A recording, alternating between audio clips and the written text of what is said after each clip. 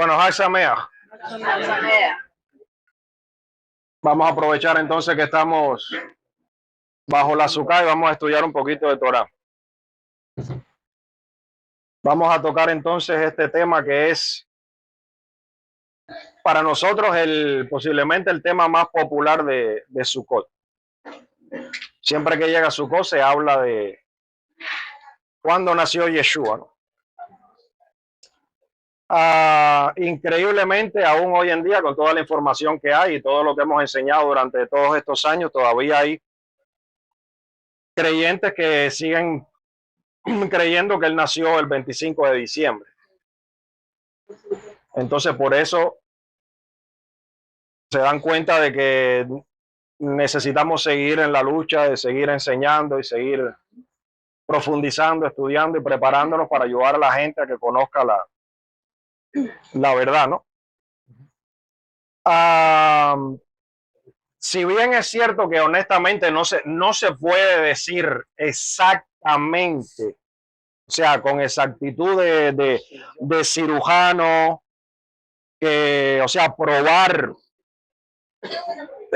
exactamente que cuándo nació, en qué día de Sukkot, pero sí tenemos evidencia en el texto del Brit Hadashah, basado por supuesto en la Torá, en los profetas y en la Torá oral, que como siempre les digo es necesaria, los comentarios de los rabinos, de los sabios, conocer la exégesis judía para poder entender el Nuevo Testamento. Sin eso no se puede entender, o al menos no se puede comprender al 100% el Nuevo Testamento.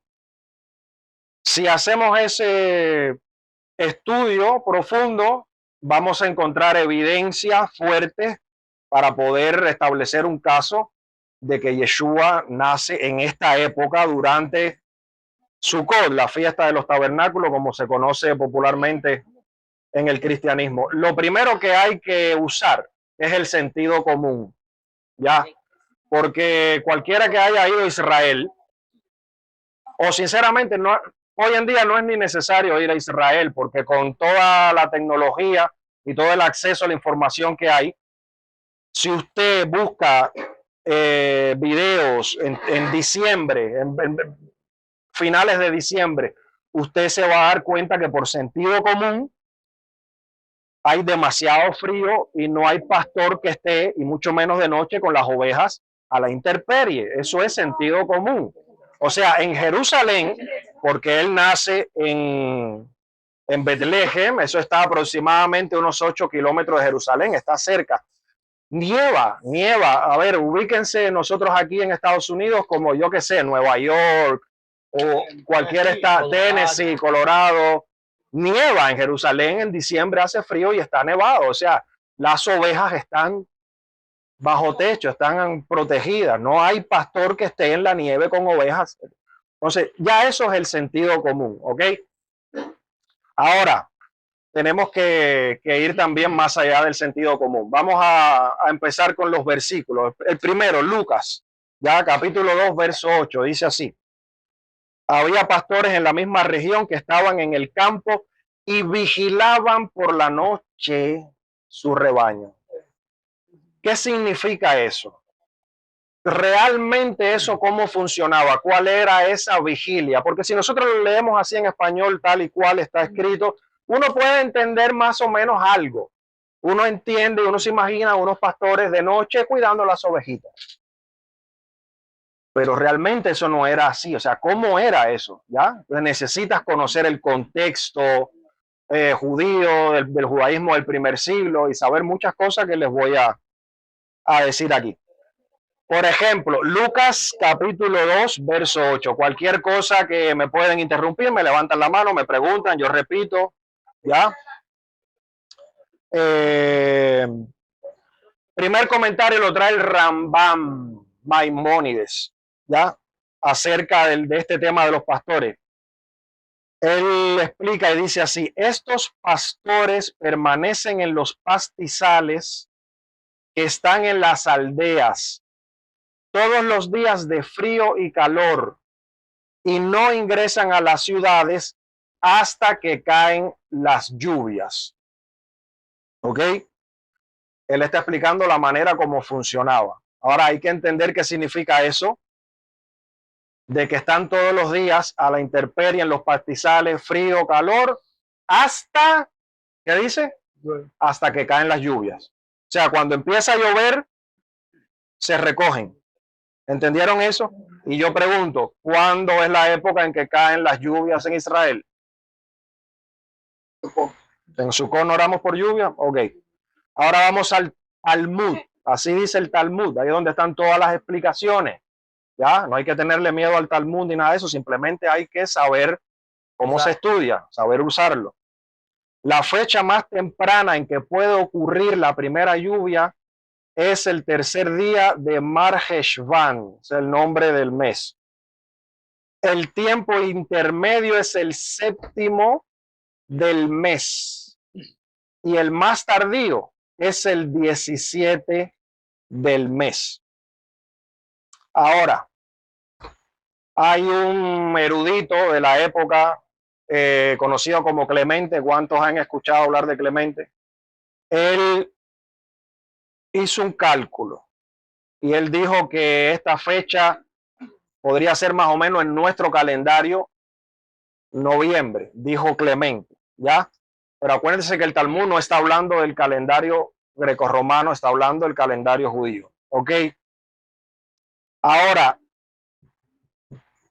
no es tan difícil que lo más tardío pueda que llegue finales de octubre o principios de noviembre, a que los pastores puedan estar en el campo todavía a la intemperie.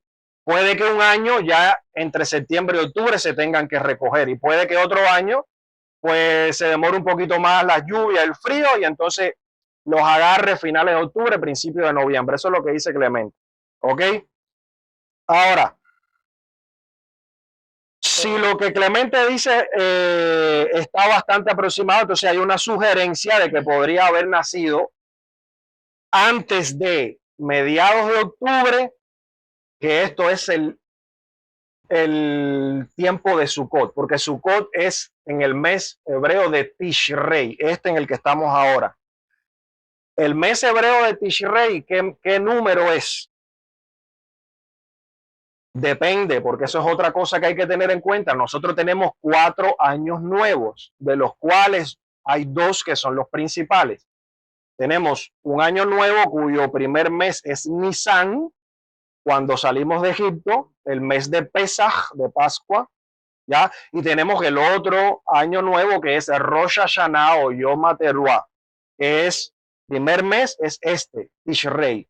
Entonces, si contamos como primer mes Rosh Hashanah, Tishrei, entonces este mes, entre septiembre y octubre, es primer mes del año. Pero si contamos como primero mes del año Nisan, o sea, Pesaj, Pascua, este sería el séptimo mes del año. ¿Cuál de los dos es el correcto? Los dos. Porque tenemos 4 años nuevos. ¿Ok? Ok.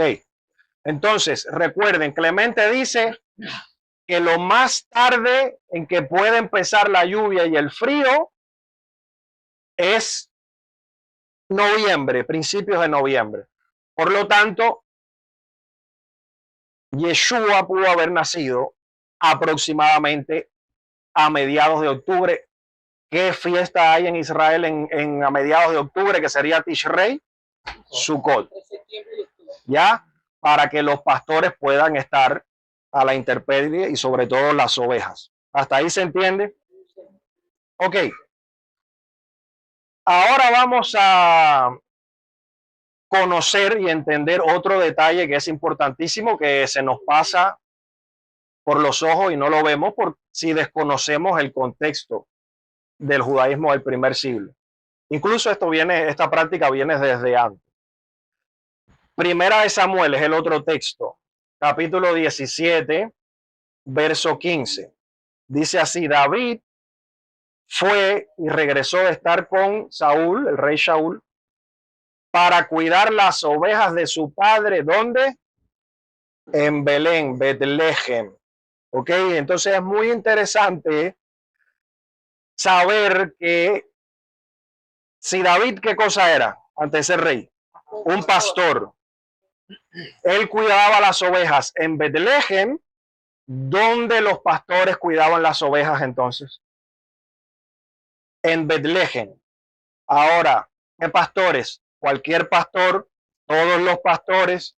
¿Usted cree que David era un pastor normal? ¿Qué tipo de pastor era David? ¿Qué tipo de pastores son los pastores de Betlehem? ¿Ok? ¿Ya se ubican lo que quiero decir? Ok. Entonces hay una posibilidad de que esto esté conectado con el nacimiento de Yeshua, porque Yeshua nace en Betlehem. ¿Ya?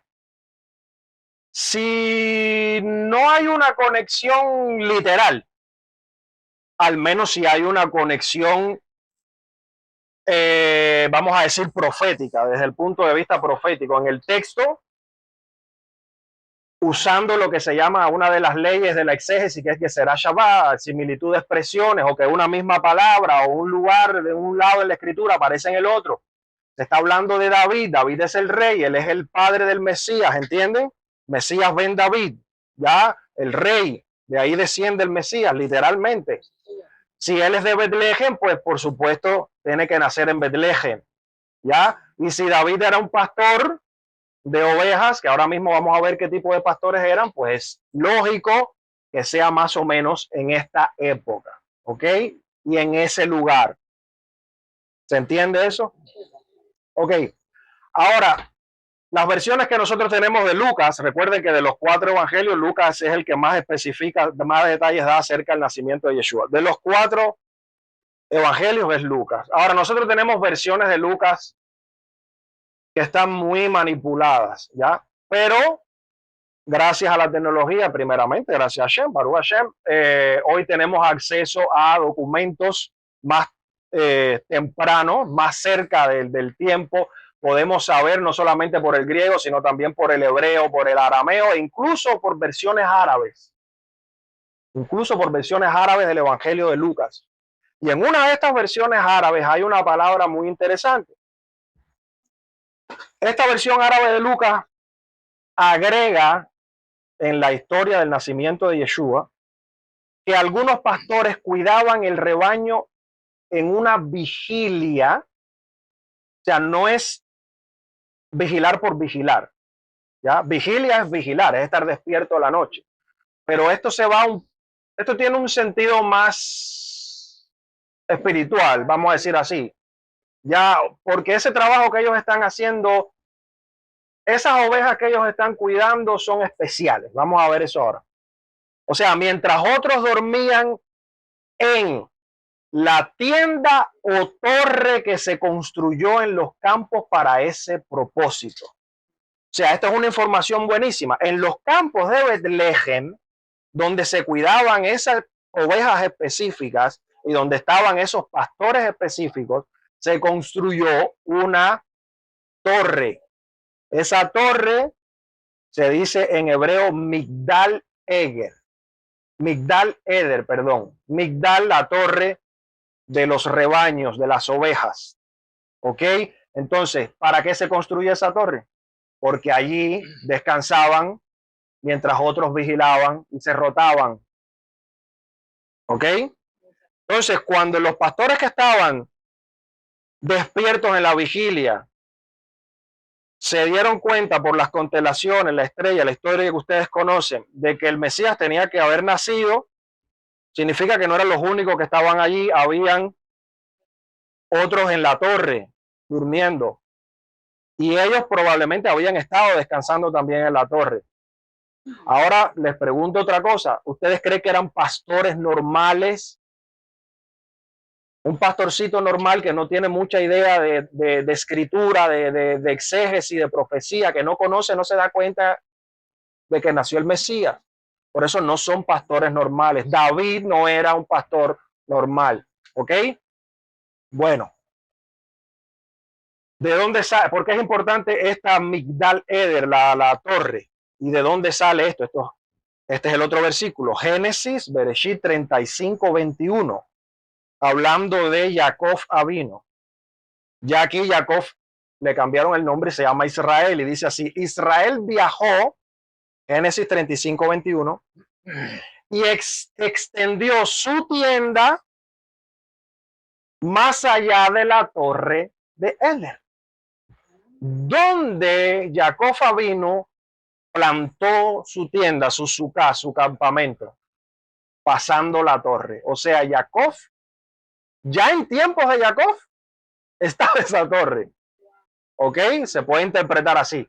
O estaba el lugar donde después se construyó esa torre. Cualquiera de las dos no importa, pero el lugar es el que importa. ¿Qué lugar es ese?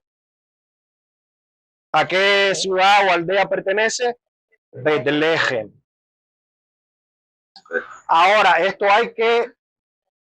¿Me siguen o voy muy rápido? ¿Okay?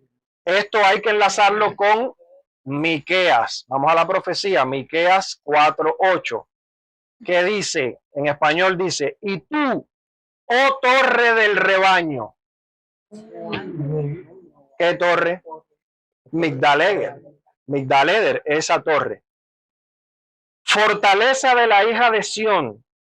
A ti vendrá el dominio, vendrá el reino de la hija de Jerusalén.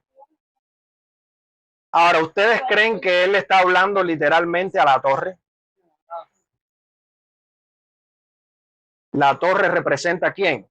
Al Mashiach, al Mesías, es llamado de muchas formas en la escritura. Esta es una de las formas. ¿Ya? Entonces, fíjense, el Targum, ¿cuántos saben lo que es el Targum? Los Targumim, Targum Jonatán, Targum Onkelos, que son los dos principales. Lo he dicho muchas veces, lo voy a repetir. El Targum es una traducción interpretativa al arameo del Tanaj. ¿Ya? ¿Qué significa traducción interpretativa? Yo te traduzco el texto, pero a la vez te lo interpreto. Por eso, todo estudiante de las escrituras tiene que revisar el versículo que está estudiando que dice el Targum, porque te está dando una interpretación. ¿Ok? El Targum acerca de Miqueas 4:8. Él lo traduce así: pero tú, oh Mesías, que dice el versículo literalmente, pero tú, oh torre del rebaño. El Targum dice, ya te lo interpreta, pero tú, oh Mesías, que estás oculto por los pecados de la congregación de Sión, el reino vendrá a ti. ¿No le suena eso a versículos del Nuevo Testamento? El Nuevo Testamento es un libro judío, claro, escrito por judíos, claro, para judíos, también para no judíos, pero la exégesis, el contexto, la cultura, todo es judío. Si no sabes estas cosas, no entiendes el Nuevo Testamento. ¿Me siguen hasta aquí? Ya estamos ubicados en el lugar, ya tenemos la idea, sabemos de la torre que antes no la sabíamos, tenemos el detalle de los pastores. Ahora fíjense lo que dice la Mishnah. La Mishnah forma parte del Talmud. El Talmud está formado por dos cosas principalmente, Mishnah y Gemara. La Mishnah son explicaciones de la Torá, las primeras que se pusieron por escrito. ¿Ya? Porque la Torá, por ejemplo, dice, guardarás el Shabbat. No trabajarás tú, ni tu siervo, ni tu buey, ni tu... Ok. ¿Y eso qué significa? ¿Y trabajo qué cosa es? Eso hay que ir a la Mishnah, por ejemplo, para saber qué significa trabajar o no trabajar. ¿Ya?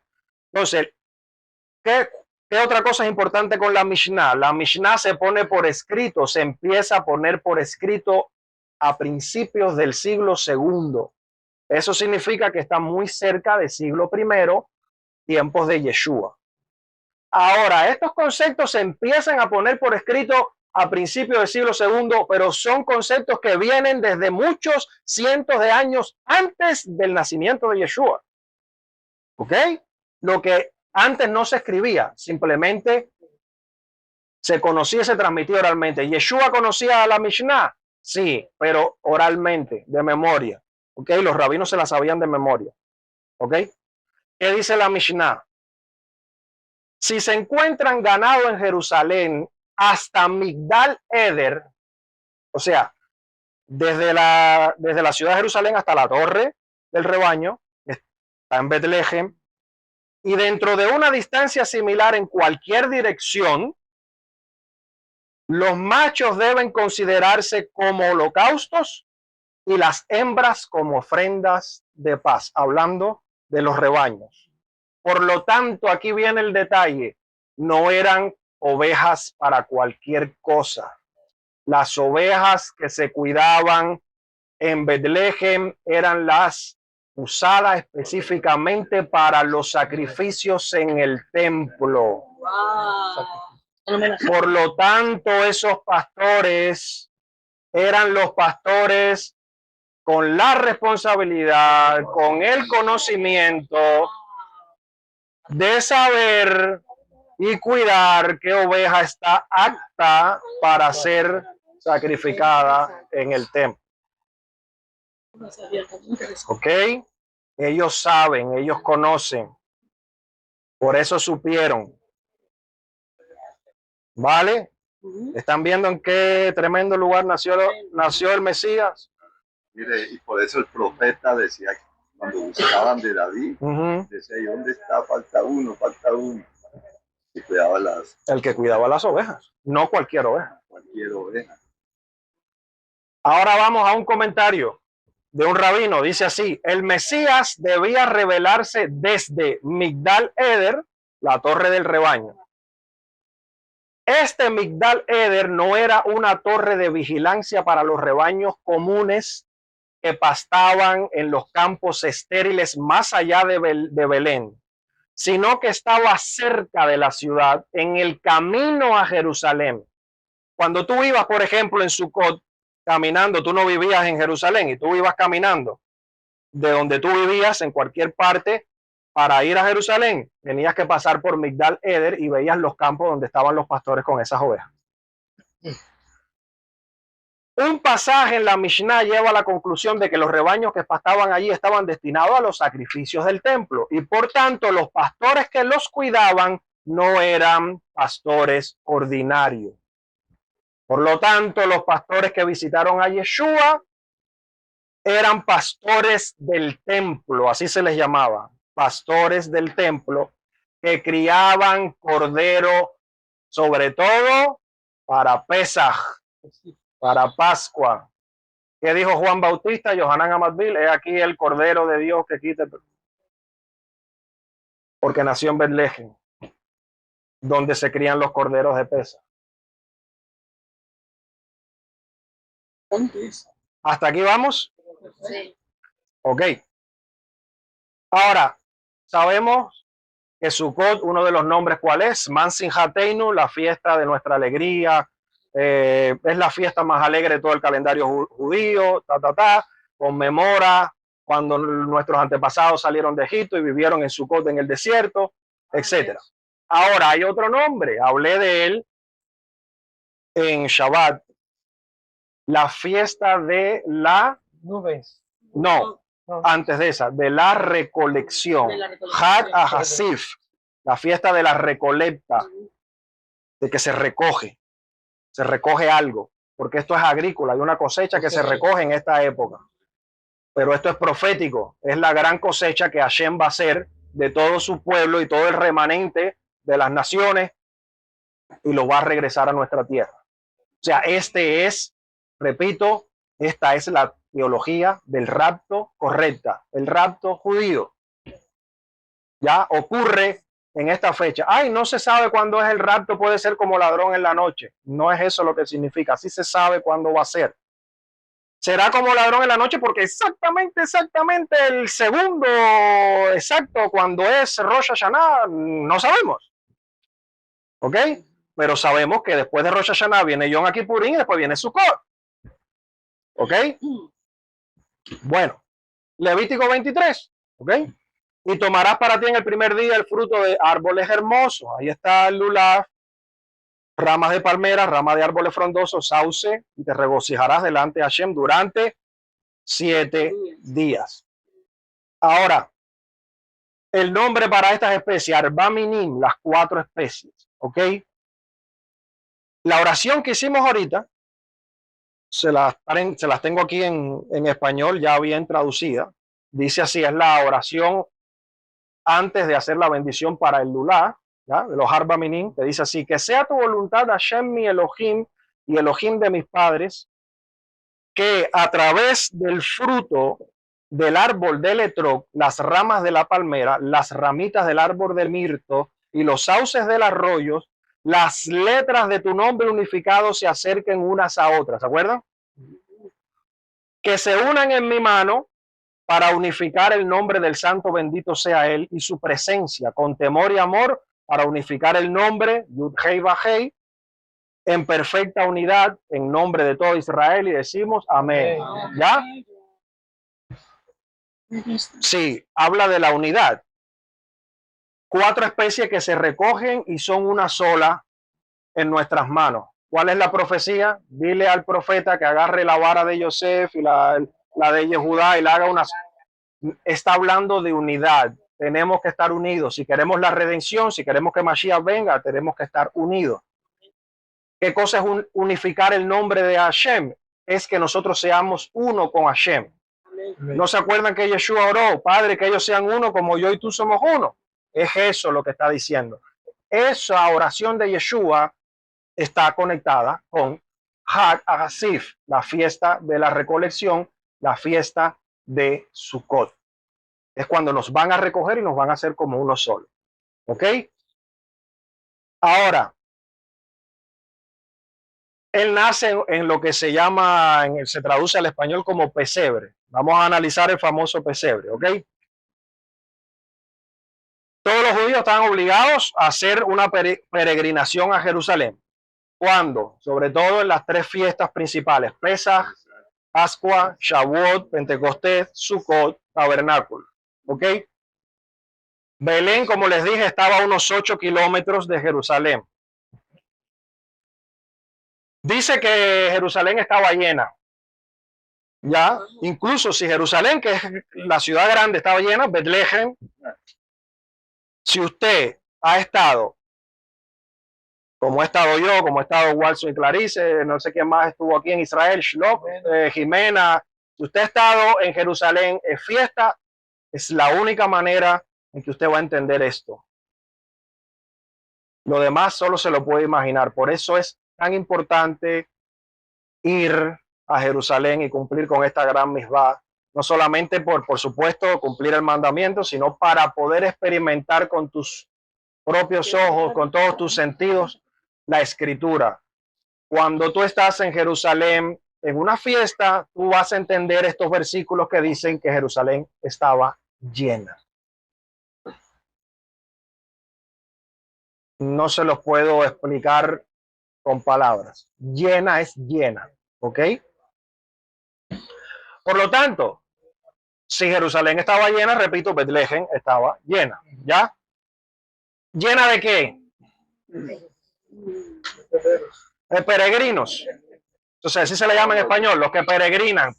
¿Esos peregrinos qué son? Judíos. O, como dice Hechos capítulo 2, prosélitos. ¿Qué es un prosélito? Uno que no nació judío y se convirtió al judaísmo. Porque nadie que no guarde Torah va a Jerusalén en fiesta. Los que vamos a Jerusalén en fiesta somos los que guardamos Torah, porque la Torah dice, vayan a Jerusalén en la fiesta. Ya. Hechos capítulo 2, todos los que estaban allí eran judíos. Ya sean nacidos o no, todos eran judíos. ¿Ok?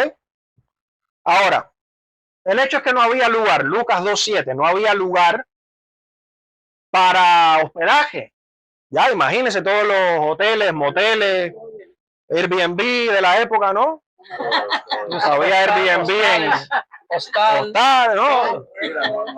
De toda la región de Jerusalén, Belén incluida, estaba lleno, ¿no? Cuando, usando el sentido común, tiene más, valga la redundancia, sentido de que en esta fecha, Tishrei, entre septiembre y octubre, esté llena Jerusalén y Betlehem. ¿En qué momento del año va a estar llena? Que no cabe un alfiler. Tiene que ser en la fiesta de Sukkot. ¿Ya? Puede que sea Rosh Hashanah, Yom HaTeruah. También. Puede que sea Yom Kippur. Ok. Pero el tema de los pastores con lo de las lluvias y lo de Jerusalén llena nos acerca más a Sukkot. ¿Ok? Por eso es que no podemos decir exactamente fue el Sukkot, pero tenemos evidencia fuerte para decir probablemente, muy probablemente, Sukkot. Seguro no fue el 25 de diciembre. No, seguro. Nada. ¿Ok?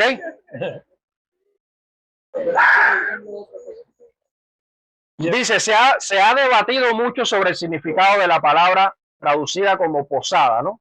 Todas las posadas estaban llenas. Esa palabra es catalumá, ¿ya?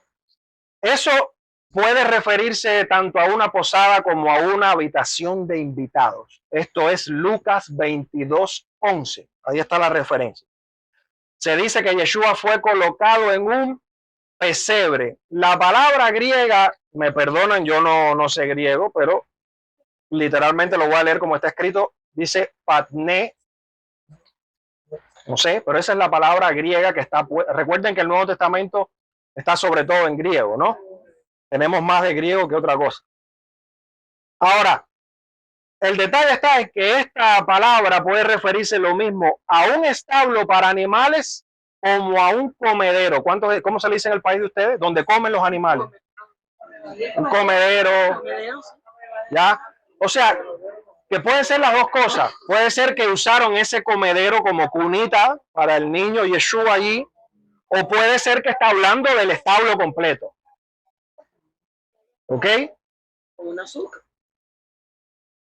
Bueno, voy poco a poco.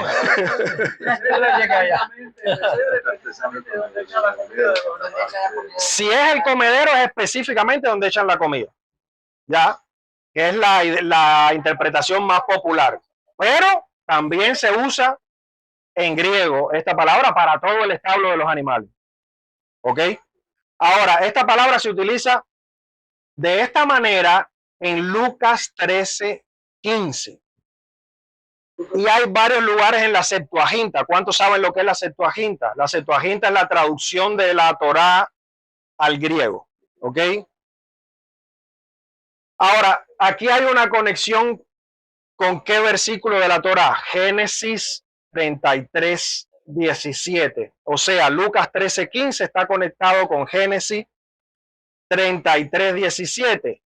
Hablando de Jacob, que dice, y Jacob partió ¿hacia dónde? Sucot. El lugar se llamaba Sucot.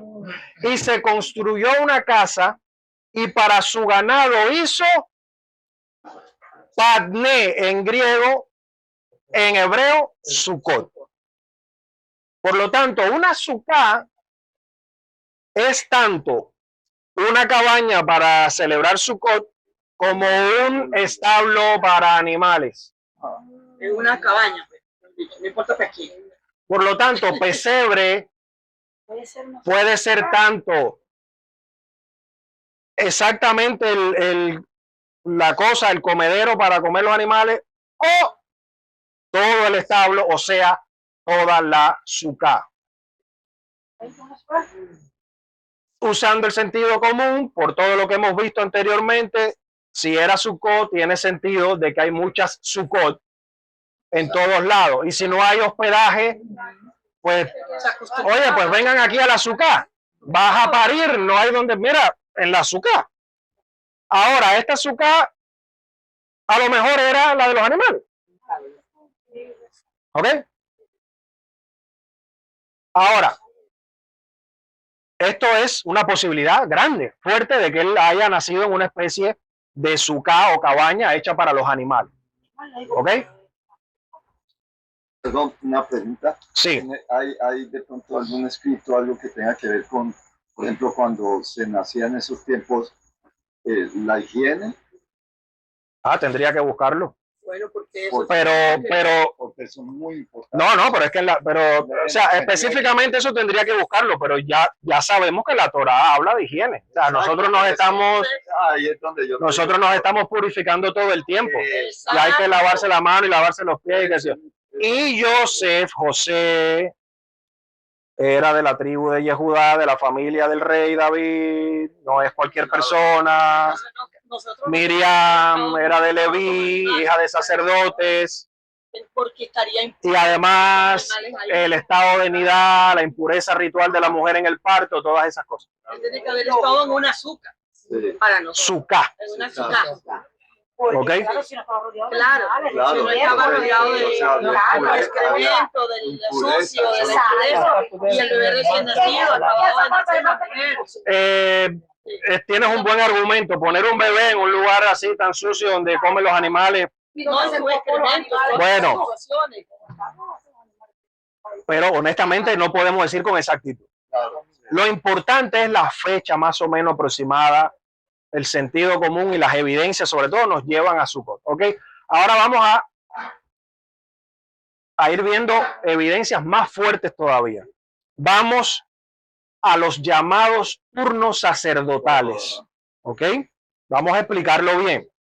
Esto es un elemento clave para determinar la fecha del nacimiento de Yeshua. ¿Por qué? Porque se nos dice que había un personaje llamado Juan el Bautista, Yohanan Amadbil. Yohanan tenía un padre y su padre se llamaba Zacarías, y Zacarías era Cohen, sacerdote. Los sacerdotes ya desde épocas de David estaban organizados por turnos, por familia. Una semana al año le tocaba a esa familia. ¿Ok? Cuando se nos dice en el Nuevo Testamento, Lucas 1:5, en los días de Herodes, rey de Judea, había un sacerdote llamado Zacarías de la división de Abías, o del turno de la familia de Abías. Esto es fundamental, porque te está diciendo qué turno le tocaba a él oficiar en el templo. No era cuando él quería, era cuando le tocaba una semana al año. Por lo tanto, lo que tenemos que hacer es ir allá al Tanaj y ver cuándo en el calendario hebreo le tocaba el turno de Abías, para saber cuándo estaba Zacarías en el templo, cuando el ángel le dijo que Elizabeth iba a salir embarazada de Yohanan, Juan Bautista. Y por ahí calculamos, porque eran primos, prima de Miriam, de María. ¿Ok? Primera de Crónicas 24, del 1 al 19, está las divisiones, la organización que hizo el rey David. Dice así: estas son las divisiones de los hijos de Aarón. Primera de Crónicas 24, del 1 al 19. Estas son las divisiones de los hijos de Aarón, los sacerdotes. David con Sadoc, de los hijos de Eleazar, y Ahimelech, de los hijos de Itamar, dividieron a los sacerdotes según el orden de su servicio. Entonces, el rey David dividió a los sacerdotes en 24 turnos. En hebreo, mishmarot, 24 turnos, cada uno sirviendo en el templo durante una semana, 2 veces al año. Perdón, dije una vez al año, 2 veces al año. ¿Ya? La división de Abías era la número 8. Primera de Crónicas 24:10. Ahí se dice: la primera a fulano, la segunda, la octava a Abías. Por lo tanto, esa creencia que hay por ahí popular, no dice el Nuevo Testamento cuándo nació Yeshua. Sí dice. Lo que tienes es que hacer toda esta búsqueda y necesitas tener todas estas herramientas y este conocimiento. ¿Ok? Por lo tanto, el servicio del templo comenzaba en el primer mes. ¿Cuál? Si tenemos 4 años nuevos. Hay que saber. Aquí es a partir de Nisan. Pesaj, entre marzo y abril. ¿Ok? Si el primero, la número 1, comenzaba entre marzo y abril, cuenta la número 8 cuando le toca. De Nisan hacia adelante. Así dice la Mishnah. En Shabbat, cuando la nueva guardia sacerdotal comenzaba su servicio, los sacerdotes añadían una bendición recitada por la guardia sacerdotal saliente. Un turno salía y otro entraba y había una bendición. ¿Ok? para que el amor, la fraternidad, la paz y la amistad existieran entre los sacerdotes de la guardia entrante. Bendecimos en todo tiempo. Terminamos nuestro turno, no nos vamos sin bendecir a los que entran. Wow, qué belleza. Ahora, aquí hay que ir a lo que nos dejó escrito posiblemente el historiador más importante de esa época, que fue Josefo, ¿okay? Que también era judío, Pablo Josefo. Él nos dice que esos turnos todavía estaban activos en el primer siglo, porque esto lo empezó a organizar David. ¿Cuántos años antes de Yeshua? Oh. Así que cuando estaba Zacarías allí, esto continuaba. Así dice Josefo. David ordenó que cada curso o cada turno sirviera a Dios durante 8 días, de Shabbat a Shabbat. Y así se distribuyeron los cursos por sorteo en presencia de David, Sadoc y Abiatar, los sumos sacerdotes. Y de todos los gobernantes, el turno que salió primero fue escrito como el primero. Y así sucesivamente hasta el 24º, 24. Y dice Josefo, y esta división ha permanecido hasta el día de hoy. Él cuando estaba escribiendo, hasta el día de hoy. Si hasta el día de Josefo estaba, en días de Yeshua y de Juan Bautista y de Zacarías, estaba en el segundo templo. ¿Ok? Esto está en Antigüedades de Josefo, libro 7, capítulo 14. Por lo tanto, si asumimos que Zacarías ministró durante la primera asignación de la octava, del octavo turno, la octava clase de Abías, ese año, se puede calcular, empezando por Nisan, que él había servido alrededor de la 9ª o la 10ª semana del año judío. ¿Ok? Esto se debe a que durante las principales festividades como Pesach, Shavuot y Sukkot, todos los sacerdotes servían juntos.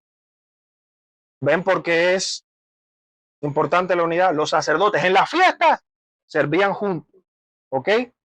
Así dice la Mishnah. En 3 ocasiones durante el año, las 24 guardias sacerdotales tienen el mismo estatus, en el que todas reciben una parte en el servicio del templo. Todo el mundo tiene algo que hacer en el templo. Todo el mundo es importante. No hay un Cohen superior a otro. Todo, hombre, el Cohen Agadol siempre es el Cohen Agadol. Pero los otros Kohanim, ellos, ¿ok? Independientemente del orden y estándar de las guardias. Eso está en la Mishnah. Por lo tanto, de este modo, Zacarías habría servido en el templo alrededor, si hacemos la cuenta, empezando por marzo, abril, Nisan, mes de Sivan, mayo, junio, por la festividad, ¿cuál hay entre mayo y junio? Si Pesaj es la primera, la segunda, ¿cuál es? Shavuot. Por lo tanto, Elisheva concibe a Juan Bautista en Shavuot, aproximadamente por ahí. ¿Ok? Lucas 1, del 8 al 10. Y sucedió que mientras él ejercía el sacerdote delante de Dios en el orden de su división, según la costumbre del sacerdocio, le tocó en suerte ofrecer, nos dice Lucas, incluso hasta que le tocaba hacer a Zacarías, el incienso. Y aquí voy a abrir un paréntesis para aquellos que dicen que Lucas no era judío. Yo dudo mucho, porque Lucas da unos detalles que solamente un judío conoce. Y si no era judío, tenía un conocimiento tremendo de cómo funcionaban las cosas. ¿Ok? Y toda la multitud del pueblo estaba afuera orando a la hora del incienso. ¿Ya? Ahora vamos al Talmud para que ya estamos terminando, pero fascinante, ¿no? Sí. Le estoy dando todos los detalles con Torah oral incluida y todo. Ok. Tratado Yomá del Talmud, viene el procedimiento de los sorteos. No se preocupen, esto yo lo estoy grabando, lo voy a subir y lo edito y ustedes después lo pueden ver y tal. Ok. Dice así, un sabio enseñó en la Tosefta, ninguna persona realizó el servicio del incienso 2 veces. Ningún sacerdote en la historia hizo el servicio del incienso 2 veces en su vida. Si tuvo la suerte de que le tocara, lo hizo una sola vez, ya que siempre se encontraba un nuevo sacerdote para este servicio. ¿Cuál es la razón por la que insistían en que ningún sacerdote fuera asignado a esta tarea más de una vez en su vida? ¿Por qué? Rabino Hanina dijo, esto se debe a que trae riqueza a quien lo realiza. La bendición de la realización del servicio del incienso trae prosperidad material al sacerdote y su familia, para que no se vuelvan demasiado ricos y se les suba la cabeza. Ahora, dado que Zacarías ya era mayor, porque recuerden, ellos estaban ya, oye, nos vamos a quedar sin hijos, ya, muy probablemente cuando a él le toca, él le fue como la lotería. ¡Wow! Porque esto no me va a tocar ya con la edad que yo tengo otra vez en mi vida. Tremendo honor. Y sí recibió riqueza, la mayor riqueza que recibimos, que no es dinero ni riqueza material, son los hijos. ¿Y qué hijo? Juan el Bautista, Yohanan Amabil, que de hecho él era el legítimo sacerdote que debía estar en el templo, no los corruptos Caifás y su compañía. Por eso Yeshua no va a Caifás, Yeshua va a su primo, el legítimo sacerdote. ¿Ok? Ahora, esto está en Lucas 1, del 8 al 13. Según Lucas, Elisheba, Elizabeth, la mamá de Juan, concibió poco después del servicio de Zacarías en el templo. Dice así Lucas 1:24. Después de estos días, su esposa Elisheba concibió y por 5 meses se mantuvo escondida, oculta. 6 meses después que Elisheba sale embarazada, Gabriel, el ángel Gabriel de Gibor, Hashem, el poderoso, ¿no? Se le aparece a Miriam, a María, para decir en Lucas 26:27, Lucas 1:26-27. En el 6º mes, el ángel Gabriel fue enviado por Hashem a una ciudad de Galilea llamada Nazaret, a una virgen desposada con un hombre llamado Joseph. Por lo tanto, ¿cuánto se llevaban Yeshua y su primo Yohanan? 6 meses. 6 meses. Si calculamos cuándo nace Juan, sabemos cuándo nace Yeshua. Por lo tanto, si asumimos que Elisheba concibió en el mes de Sivan, mayo, junio, Shavuot, por ahí, a lo mejor no exactamente Shavuot, pero no es una locura pensar de que tiene todo el sentido. Que fue, bueno, porque Shavuot es un día, 2, ¿ya? Entonces, el 6º mes de su embarazo habría sido alrededor de Kislev. Kislev para nosotros es diciembre, es el mes donde nació este servidor que está aquí. Yo nací en Kislev, ¿ya? Juan Bautista, por eso yo me llamo Joel Batista. Nací en Kislev igual que Baruch Hashem, igual que Yohanan. Yo creo que no es casualidad, pero bueno, Baruch Hashem. Nada de casualidad. No estoy diciendo que soy familia de Juan ni nada. Ya, ese es yo. Si Yohanan nació en Kislev, o sea, aproximadamente por diciembre, ¿qué fecha celebramos en Kislev? En diciembre. Hanukkah. Wow, tiene todo el sentido que Yohanan, el que va abriéndole el camino al Mesías, la luz de Hanukkah. Oh. Esto colocaría la concepción de Yeshua, o sea, Miriam sale embarazada en Hanukkah aproximadamente, pues la luz del mundo tiene que concebirse en la fiesta de la luz. Ay, no, yo no celebro Hanukkah porque eso no es una fiesta que está en la Torá, eso es tradición. Es una fiesta bíblica. Yeshua celebró Hanukkah. Sí, no será ordenada, pero es bíblica. Ajá. Porque está ahí en la Torá escrita. La luz del mundo fue concebida en la fiesta de las luces. Entonces, si Yeshua fue concebido en Kislev, aproximadamente diciembre, 9 meses después que viene, Tishrei. Sí, concebir es salir embarazado. ¿Ya? Conceive. ¿No es en inglés? Conceive. Con mi acento de Hialeah. Por lo tanto, esta es otra evidencia fuerte de que él nace en este tiempo en Sukkot. ¿Ok? Curiosamente el tiempo, fíjense esto, curiosamente el tiempo entre Hanukkah y Sukkot es muy cercano al periodo de la gestación del ser humano. ¿Cuántas semanas tiene la mujer el periodo de gestación? Si no se adelanta, 40 semanas. Son 280 días. Si usted cuenta en el calendario hebreo, ¿cuántos días hay entre Hanukkah y Sukkot? 280 días. Un detalle ahí importante. Entonces, ¿cuál es la importancia ya para ir terminando? ¿Qué dice Juan 1.14? El famoso Juan 1.14, y el verbo se hizo carne y habitó entre nosotros. Si lo leemos así en español no nos vamos a dar cuenta. Incluso se ha entrado en idolatría por no entender esto. ¿Qué significa habitar? ¿No le suena habitar? ¿Cómo se dice eso en griego? Tabernaculizar.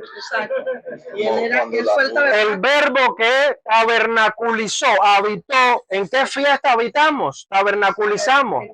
La Sukkah representa la casa de Hashem, la protección, la presencia de Hashem.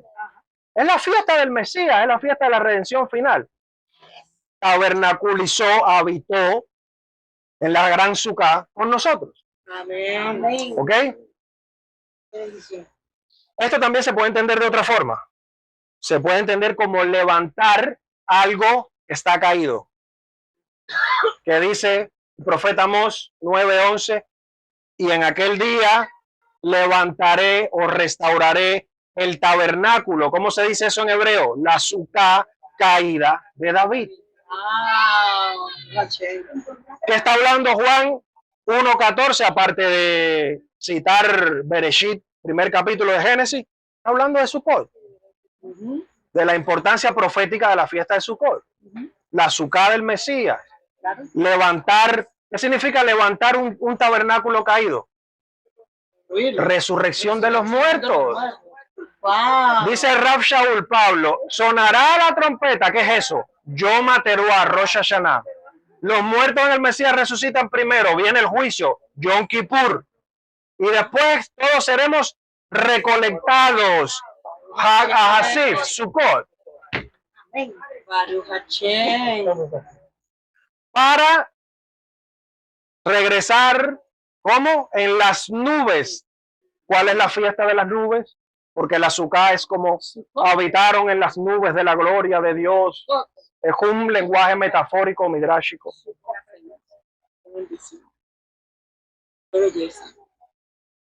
Wow, todavía me quedan cosas interesantes. Siga, pues. Sigo. Siga. Dale. Hay un texto que ya yo he hablado otras veces. Tengo un video en mi canal que es muy poco conocido. Es un texto judío, es un midrash que se llama la Haggadah de Shimon Kefa. ¿Usted conoce a Shimon Kefa, no? Hay un midrash para Pedro, ¿no? Y allí los rabinos lo llaman Rav Shimon Kefa. Kefa era rabino como Pablo también, ¿ok? Y dice así: puede haber, esto es un comentario de ¿cómo se dice en español? Un académico acerca de lo que dice la Haggadah de Rav Shimon Kefa. Dice, puede haber evidencia, escuchen esto, de que los primeros creyentes judíos pensaban de la siguiente manera: hay una conexión entre Sukkot y el nacimiento de Yeshua. Los primeros discípulos de Yeshua, los primeritos, todos conectaban Sukkot con el nacimiento de Yeshua. ¿Cómo podemos saber eso? Porque en esta obra titulada La Haggadah de Shimon Kefa se conserva tradiciones judías sobre los primeros creyentes judíos y cristianos tempranos. Cristianos tempranos es la manera de decirle a los mesiánicos de aquella época, ¿ok? En esta leyenda, que es como se traduce en español, la leyenda de Simón Pedro, los sabios intentan alejar a los creyentes de observar las 3 fiestas de peregrinación. Ahora, ¿qué dice? No celebrarán la fiesta de los panes sin levadura, sino que celebrarás el día de su muerte. Así está en la leyenda. Y en lugar de la fiesta de Shavuot celebrarás los 40 días desde su ejecución hasta después de su ascenso al firmamento. Y en lugar de la fiesta de Sukkot celebrarás el día de su nacimiento. Y en el 8º día de su nacimiento celebrará su circuncisión. O sea, no les está diciendo a los creyentes en Yeshua que no celebren la fiesta, sino le está diciendo, cuando celebres la fiesta de Pesaj, no tengas en tu mente que estás celebrando Pesaj, estás celebrando el día de su muerte. Cuando celebras Shavuot, lo que tienes que tener en tu mente es que estás celebrando los 40 días, la cuenta del Homer, desde su ejecución hasta que asciende al Padre. Y cuando celebres Sukkot, lo que tienes que tener en tu mente es que estás celebrando el nacimiento del Mesías, del Salvador del mundo. Por eso esta fiesta es importantísima para nosotros, igual que las otras dos. Porque cuando se celebra, los judíos tendremos que celebrar el nacimiento de Jesús. Sí. ¿Cuándo? ¿El 25 de diciembre? No, con todo el amor y respeto del mundo. En Sukkot nació el Mesías. Si tú crees que Yeshua es el Mesías, si tú eres discípulo de Yeshua, si no celebras Sukkot, no estás celebrando su nacimiento. Baruch Hashem, bendito Dios. Yo creo que podemos parar aquí. Es suficiente, ¿no? Hablando de Amós, capítulo 9, verso 11, repito, en aquel día levantaré la azúcar caída de David. ¿Y qué dice Amós? Que el conocimiento de Dios será esparcido por toda la tierra. Todas las naciones conocerán a Hashem. Y yo pregunto, ¿cómo se conoce a Hashem? A través de su Torah. ¿Dónde tú sabes cuál es la voluntad de Dios? En su Torah, en la Escritura. Todas las naciones tendrán Torah. ¿Qué dice la profecía? Aquellos de las naciones que no suban a Jerusalén a celebrar la fiesta de Sukkot, no va a llover en su tierra.